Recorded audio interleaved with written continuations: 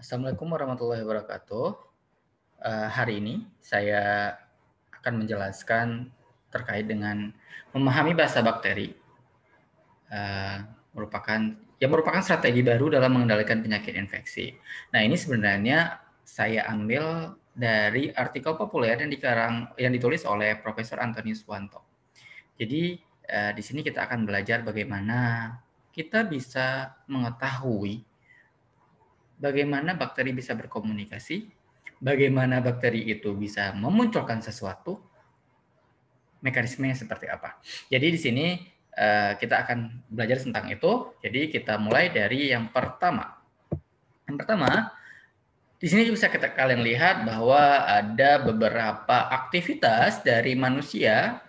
Misalnya di sini ada aksi unjuk rasa atau demonstrasi oleh mahasiswa. Jika kita lihat di sini bahwa aksinya itu cenderung lebih ke anarki, ya. Jadi bisa menghancurkan pagar besi, ya, merubuhkan pagar besi yang sebenarnya ketika dilakukan oleh demonstrasinya cuma beberapa orang saja, maka tidak bisa memunculkan seperti ini, gitu ya. Atau ada aktivitas lainnya yang lebih positif, misalnya di suatu pedesaan atau perkampungan warga berbondong-bondong melakukan aktivitas membangun jembatan secara gotong royong. Atau ada beberapa wanita yang memiliki suara yang bagus dipimpin oleh seorang dirijen untuk menghasilkan paduan suara yang suaranya yang harmonis. Harmonisasinya bagus ya, suara yang ditimbulkan bagus gitu ya.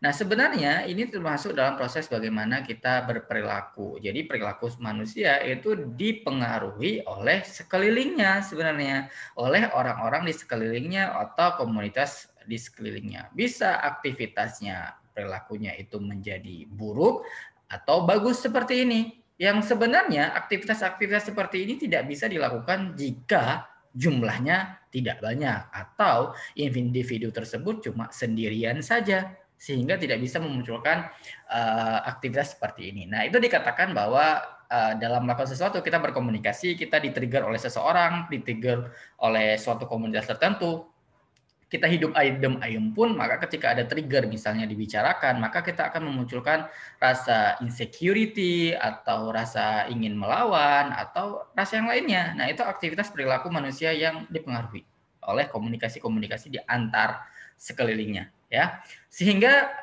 kita berbicara tentang hal tersebut, maka kita akan berbicara tentang yang namanya quorum, ya. Jadi dalam suatu penentuan suatu keputusan, misalnya di suatu rapat atau di suatu forum, maka kita akan berbicara tentang yang namanya quorum, ya. Quorum itu adalah ukuran sah atau tidaknya rapat atau sidang dalam mengambil keputusan. Sehingga ketika kita menentukan hasil sesuatu hal di rapat atau di forum, maka harus ada misalnya 2/3 dari peserta baru hasil tersebut sah. Nah, apa hubungannya dengan seperti ini? Nah, ketika ada misalnya dari sekelompok di suatu desa itu cuma ada 10 orang yang setuju ingin membangun jembatan. Apakah jembatan itu akan terrealisasi? Tidak kan? Jika dibandingkan dengan dari total 50 orang, 40 setuju akan membangun jembatan, maka jembatan itu akan terrealisasi. Atau di orang yang demonstrasi seperti ini, misalnya ada yang ngomong, rubuhkan pagar, rubuhkan pagar. Itu yang ngomong cuma 10 orang, yang setuju cuma 10 orang, dibandingkan dengan 100 orang yang nggak setuju. Maka pagar itu nggak akan dirubuhkan. Aksi demonstrasinya bakal biasa-biasa saja. Atau seperti ini dari ada 20 orang penyanyi ternyata ayo kita buat paduan suara yuk atau gitu ya. Yang cuma setuju 5 orang. Apakah akan bagus paduan suara dibandingkan dengan 30 orang penyanyi yang berkumpul jadi satu akan menghasilkan harmonisasi yang indah. Nah, itu dihubungkan seperti itu. Jadi perilaku ya yang tidak bisa dilakukan secara sendiri. Itu namanya quorum. Nah, sebenarnya hal seperti itu sudah dilakukan oleh bakteri pada awal terbentuknya bumi ya, berapa miliar tahun yang lalu itu ya. Nah, ini contohnya di suatu tambak udang ketika malam hari itu akan muncul cahaya-cahaya yang bergerak-gerak atau namanya bioluminescence. Nah, ternyata kalau kita lihat itu bagus, cantik, indah, kolamnya bercahaya, bagus ya. Ternyata ketika dilihat itu ternyata udang yang bergerak-gerak yang ternyata sudah ada bakteri di sana yang bisa menghasilkan bioluminescence. Nama bakterinya itu adalah Vibrio harvai atau Vibrio campbelli. Nah, secara kasat mata itu bagus, tetapi ketika dari segi produksi, makanya udang yang sudah diserang oleh bakteri Vibrio harvei atau Vibrio campbelli ini, maka dia dikatakan dalam kategori udang yang uh, udang yang sakit ya. Misalnya yang A. Yang A itu adalah udang yang terkena penyakit seperti ini, maka dia nanti akan berwarna merah ekornya, lalu dia nanti akan blur atau rapuh, kopong gitu ya, transparan, yellowish gitu ya. Nah, dibandingkan dengan yang dia keadaan sehat, jadi kayak hitam pekat kayak gitu ya. Ini tidak di bagian ini tidak dikuasai oleh Vibrio. Nah, seperti ini sebenarnya ketika Vibrionya jumlahnya sedikit, dia nggak bisa ngeluarin bioluminescence, nggak bisa nyerang udang ini, ya.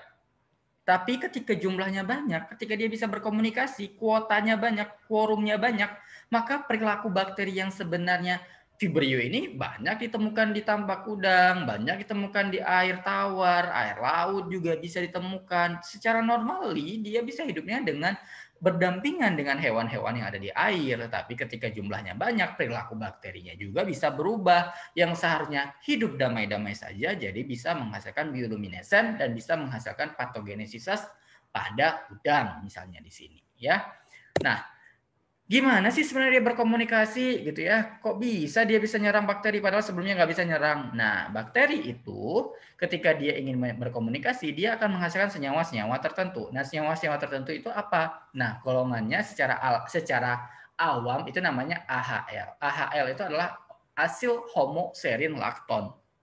Nah, tetapi beberapa bakteri itu menghasilkan senyawa yang memiliki gugus yang agak berbeda sedikit ya, tetapi dalam konteks homoserin lakton. Misalnya ada N-butanoil, ada 3-oksoheksanoil, ada N-heksanoil, ada 3-okso-oktanoil dan ada N-dikanoil. Sebenarnya itu golongannya homoserin lakton. Gugus laktonnya sama aja sebenarnya, cuma yang bedanya itu bagian gugus ujung-ujungnya saja. Nah, secara mekanisme itu dasarnya adalah bakteri itu akan menghasilkan AHL atau sinyal untuk berkomunikasi jika dalam jumlahnya banyak atau high cell density.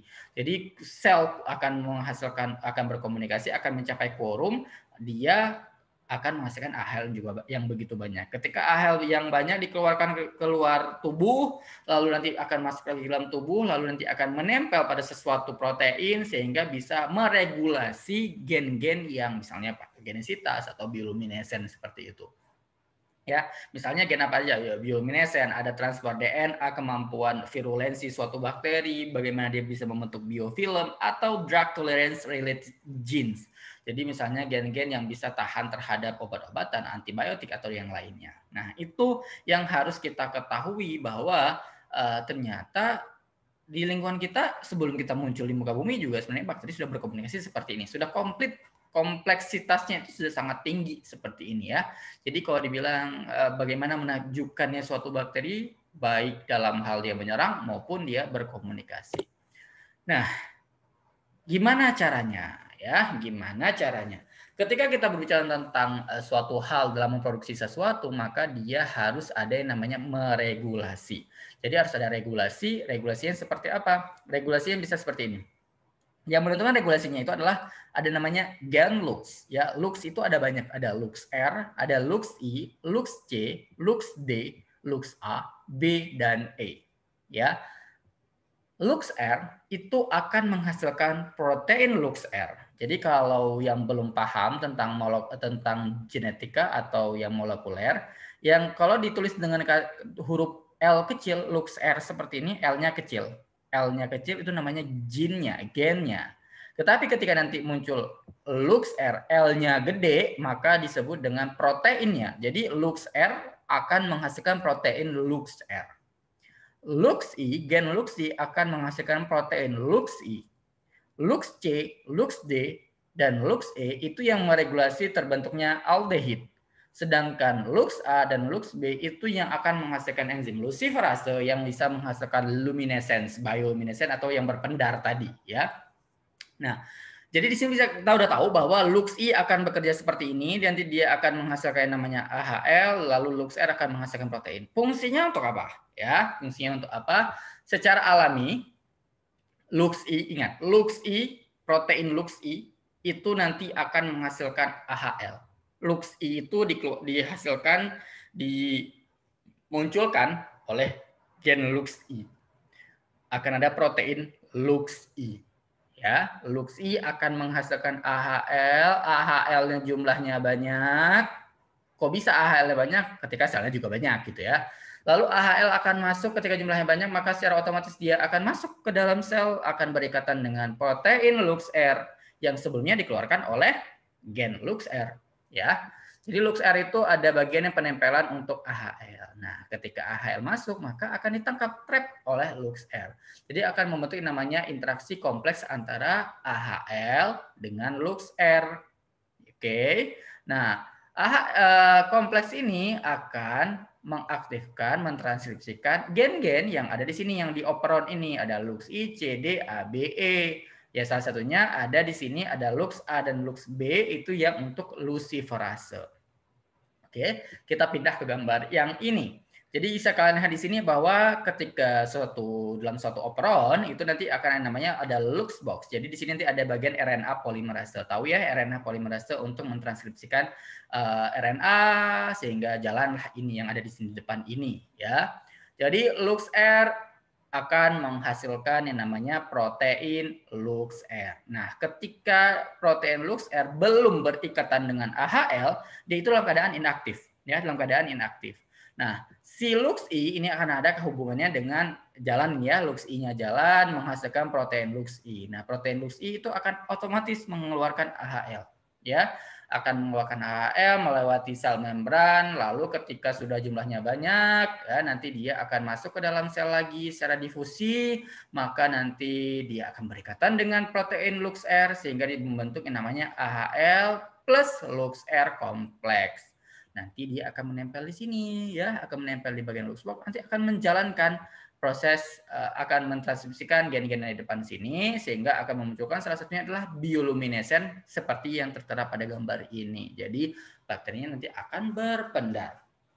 Nah, tadi kan saya bilang bahwa AHL-nya itu homoserin laktonnya itu akan jumlahnya banyak ya. Jumlah banyak itu seperti apa? Jumlah banyak itu ketika konsentrasinya mencapai 10 mikrogram per mili. Ya. Lalu ketika 10 mikrogram per mili maka otomatis dia kan prinsip homeostasis ya, maka nanti ketika di luar selnya banyak maka dia secara otomatis berdifusi ke dalam sel. Nanti dia ketika berdifusi akan diikat dengan oleh LuxR membentuk kompleks LuxR dan autoinducer homoserin lakton, lalu akan mengaktifasi operan LuxI, CD, ABE sehingga bercahaya seperti ini. Ya, kalau kalian mau baca mekanismenya seperti ini bisa baca di Prescott and Deco tahun 2019. Nah, pertanyaannya, Vibrio itu adalah gram negatif. Nah, apakah sama atau sama gram positif? Ternyata beda. Ya, bedanya apa? Bedanya itu adalah sinyal yang dikeluarkan. Kalau pada gram negatif itu adalah sinyal AHL, ya, jadi bisa kalian di sini LuxI ngeluarin AHL sinyalnya masuk menempel dengan LuxR, LuxR menempel pada Lux promotor sehingga mengekspresikan gen-gen yang ditranskripsikan. Karena pada gram negatif seperti itu, pada gram positif itu beda, ya. Yang dikeluarkan itu berupa apa? Sinyal peptida yang dikeluarkan, lalu sinyal peptidanya banyak di luar tubuh, di luar selnya, lalu dia bisa masuk ke dalam sel. Bedanya di gram negatif itu dia secara difusi, kalau pada gram positif dia harus membutuhkan yang namanya sensor kinase. Ketika kita berbicara tentang sensor kinase, maka akan membutuhkan namanya ATP. Kenapa bisa seperti itu? Karena komponen dinding sel dari bakteri gram negatif dan gram positif itu berbeda. Gram positif masih ada peptidoglikan, mungkin itu yang bisa menahan sehingga harus butuh namanya sensor kinase, butuh ATP. Nah, setelah sudah masuk ke dalam sel, maka nanti akan menempel. Kalau pada gram negatif menempel antara AHL sinyal dengan protein LuxR, kalau di sini dia akan menempelnya pada respon regulator. Jadi nanti respon regulator itu akan menempel pada Lux promotor. Nah, jalan seperti pada gram negatif juga. Lalu, karena ini kita berbicara tentang udang yang diserang oleh Vibrio harveyi, ternyata Vibrio harveyi itu tidak hanya bisa menghasilkan AHL saja, ternyata ada beberapa bakteri yang bisa berkomunikasi lebih dari satu sinyal, ya, lebih dari satu sinyal yang ternyata kalau Vibrio itu bisa menggunakan sinyalnya itu berupa AI2 atau inducer 2 atau yang disebut dengan furanosil borat diester. Kamu bisa lihat di sini furanosil borat diester ya, STHMF borate. Nah, ternyata ada beberapa bakteri seperti Salmonella typhimurium, Escherichia coli dan bakteri-bakteri sekerabatnya itu bisa menggunakan furanosil diester ya, jadi RTHMF. Jadi yang dikontrol oleh siapa? Oleh LuxS. Kalau tadi di gram negatif normalnya itu hanya menggunakan LuxI dan LuxR. Nah, ketika ada autoinducer 2 atau sinyal komunikasi lainnya, maka itu ada aktivitas dari protein-protein lainnya. Misalnya ada LuxS yang merubah SRH menjadi DPD lalu dipecah. Kalau untuk Salmonella typhimurium nanti dia berwarna kuning membentuk RTHMF, tidak ada borate-nya. Lalu ketika yang untuk Vibrio SPP misalnya Vibrio harvey itu dia akan menjadi furanosil borate diester. Lalu nanti ketika jumlah sel di luar selnya banyak maka akan masuk. Ketika masuk ke dalam sel maka langsung ditempelin oleh protein LuxP, dibawa ke dalam sampai ke dalam bagian dalam selnya sitoplasmanya. Lalu nanti di sana ada LuxKey yang bekerja untuk memisahkan si furanosil borate diester itu menjadi dua kompartemen. Jadi dua kompartemen yang nanti akan dibantu oleh LuxU untuk penempelan fosfatnya sehingga nanti terpisah antara H1 dengan D1, lalu D1 itu dibantu oleh LuxO sehingga nanti terintegrasi di bagian mRNA sehingga dia stabil di sana, lalu nanti kerja dari LuxR di sini sehingga LuxR nanti akan nempel lagi seperti konsep di sini akan mengekspresikan gen-gen target yang diinginkan. Jadi agak complicated ketika kita berbicara tentang Vibrio harvey atau bakteri gram negatif seperti Salmonella, Escherichia coli dan yang lainnya. Tadi tidak hanya sekedar berbicara tentang asil homoserin lakton, kita harus berbicara atau mengetahui autoinducer lainnya. Misalnya di sini furanosil borat diester tahun 2005 sudah ditemukan. Saya nggak cari lagi yang selanjutnya gitu ya. Nah, di sini bisa kita lihat ya bedanya bahwa beberapa bakteri bisa berkomunikasi lebih dari satu sinyal dan kompleksitas untuk dia jalan mekanisme atau biosintesisnya sehingga ekspresi gen targetnya itu berjalan, itu banyak protein-protein yang harus bekerja di sana ya dibandingkan gram negatif pada umumnya. Nah, pertanyaannya adalah kan itu bakteri patogen Vibrio. Kenapa nggak dibunuh aja pakai antibiotik? Toh antibiotik bisa didapatin gampang, nggak ribet pakai forum sensing harus belajar komunikasinya dulu. Nah, permasalahan hidupnya adalah bahwa ketika kita membunuh dengan menggunakan antibiotik, tahu ya penggunaan antibiotik tidak memenuhi dosis yang benar, penggunaan yang benar, atau kadang-kadang kan petani tampaknya itu kan suka hati naburin antibiotik karena selalu indikasi orang awam itu bahwa dengan kita kasih antibiotik sebanyak-banyaknya maka akan mematikan bakteri patogen kita. Itu sebenarnya salah sebenarnya. Karena apa? Karena itu bisa memunculkan resistensi. Beberapa bakteri ketika dia terpapar terus dengan antibiotik, maka dia akan berkomunikasi. Balik ke quorum sensing, maka dia akan berkomunikasi supaya gimana caranya gue survive di sini, lalu gue bisa makan tuh antibiotik sehingga gue nggak akan mati dengan antibiotik. Nah, itu dia berkomunikasi. Nah, dengan kita tahu komunikasi, maka kita bisa memotong jalur rantai resistensi tersebut gitu ya, sehingga kita tidak perlu menggunakan antibiotik. Ya, sebenarnya adalah salah satu cara bagaimana kita mengendalikan bakteri patogen yang secara ramah lingkungan atau kita tidak membombardir bakteri tersebut habis-habisan gitu ya. Kalau pakai antibiotik itu istilahnya dengan membombardir. Lalu karena ini adalah tambak udang ya, tambak udang itu produk pangan. Nah, bisa kalian lihat di sini ya. Ada gambarnya itu adalah ketika beberapa tahun yang lalu itu ada bakteri Vibrio nih misalnya. Dia bisa sensitif, bisa dimatikan dengan 7 antibiotik, tapi beberapa tahun kemudian cuma 3 antibiotik yang bisa mati. Itu menjadi permasalahan hidup petani dan masyarakat kita terkait dengan resistensi. Lalu karena tambak udang ini adalah yang dihasilkan adalah produk pangan dan targetnya adalah udang, misalnya udang itu kan seringnya diekspor ya. Nah, produk-produk yang mengandung residu antibiotik itu tidak boleh diekspor. Nah, itu permasalahannya. Ya, jadi ketika kita menggunakan antibiotik dalam mengendalikan Vibrio, itu bisa meninggalkan residu antibiotiknya. Sehingga itu bisa masuk ke bagian udangnya gitu ya. Sehingga ketika kita ingin mengekspor, itu nggak boleh lewat ketika di karantina, ketika dicek residu antibiotiknya miligram berapa miligram gitu, udah reject ya, walaupun udangnya gede-gede segede-gede lobster, misalnya udang windunya segede lobster, tetap aja nggak boleh gitu ya, nggak boleh keluar. Nah, sebenarnya mekanisme quorum sensing gimana sih secara awam? Kalau antibiotik seperti ini kita ngebunuhnya. Nah, kalau ini kita lihat quorum sensing ya, ketika kita bagaimana menghambat quorum sensing. Ini ada bakteri Vibrio mediterranei. Jadi dia wild type di sini. Ketika dia berkomunikasi, ketika dia berquorum sensing, menghasilkan AHL misalnya, maka akan membentuk warna hijau seperti ini, lebar. Lalu direkonstruksi dengan ada dimasukkan plasmid, jadi mengecil. Lalu ketika dikasih anti quorum sensing, ya anti quorum sensing dengan enzim-enzim tertentu, itu bisa ternyata bakterinya nggak bisa melakukan komunikasi lagi, nggak bisa menghasilkan warna hijau lagi. Ya. Ini juga terbentuk di Vibrio owensi dan Vibrio coralliticus. Ya, gimana caranya supaya dari hijau nggak jadi hijau lagi? Gimana caranya kita bisa menganti quorum sensing?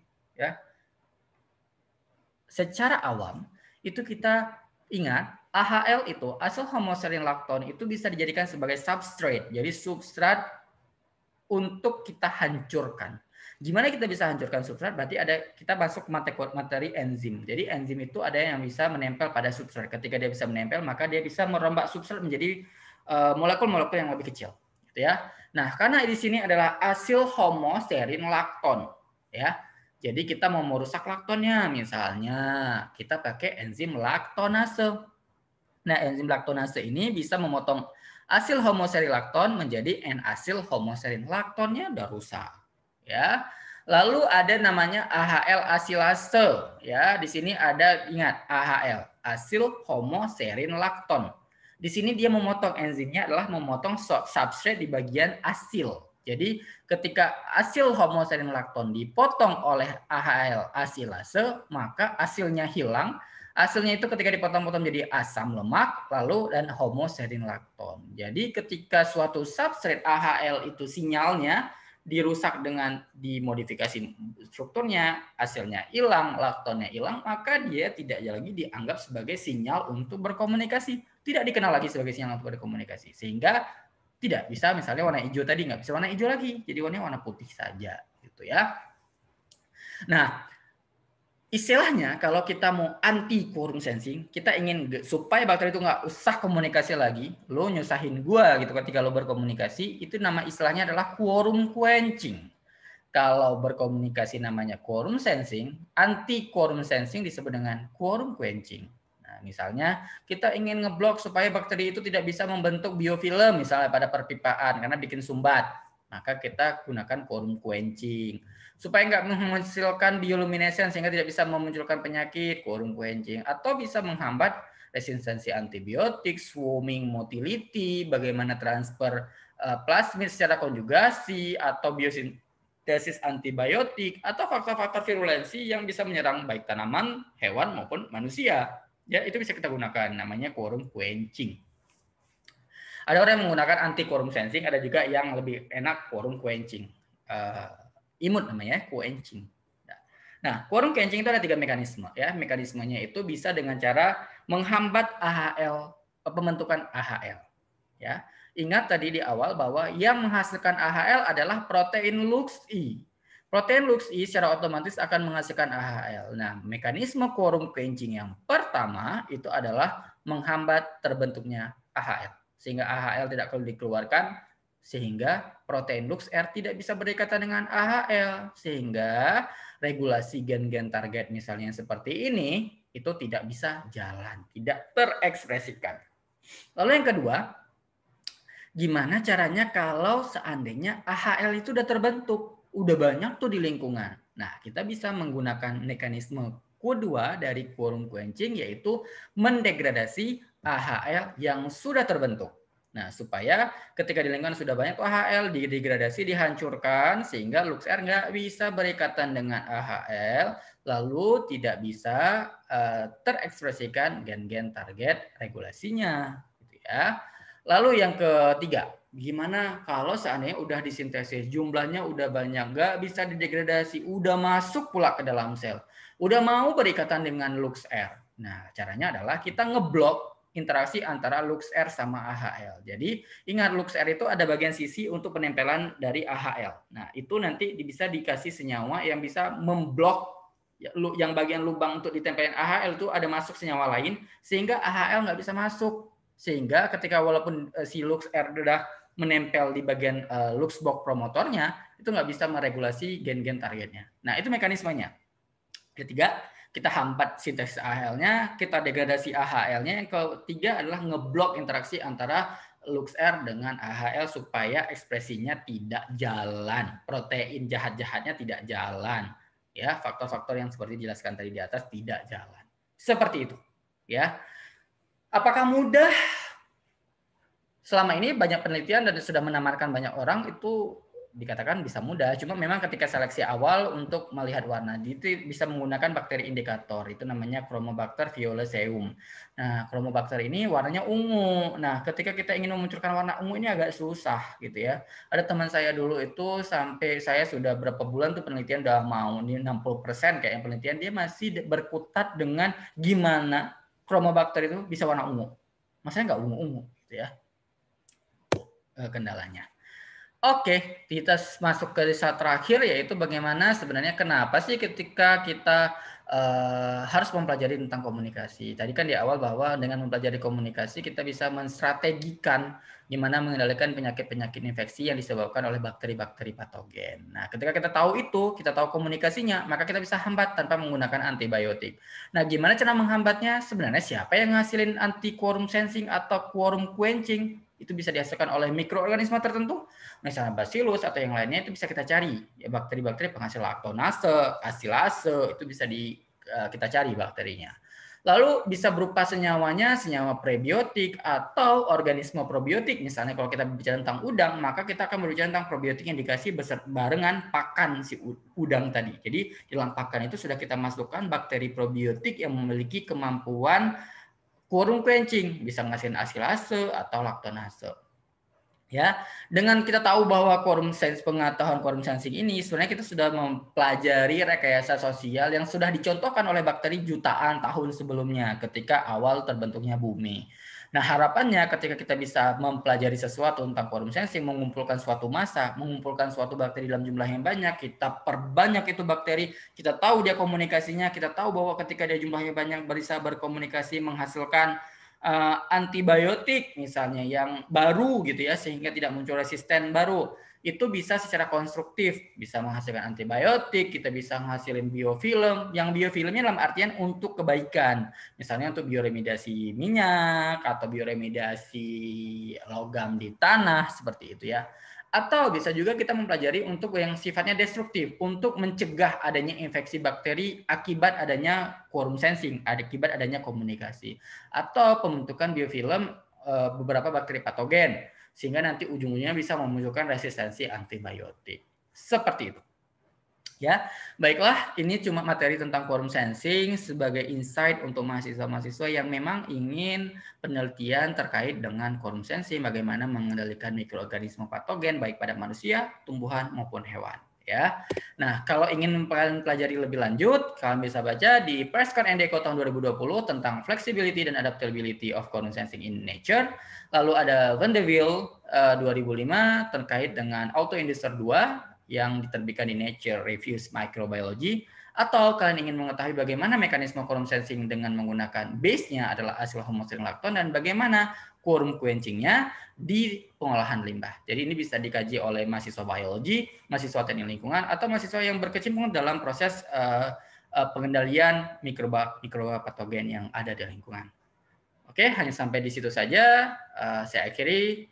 Assalamualaikum warahmatullahi wabarakatuh. See you di materi selanjutnya.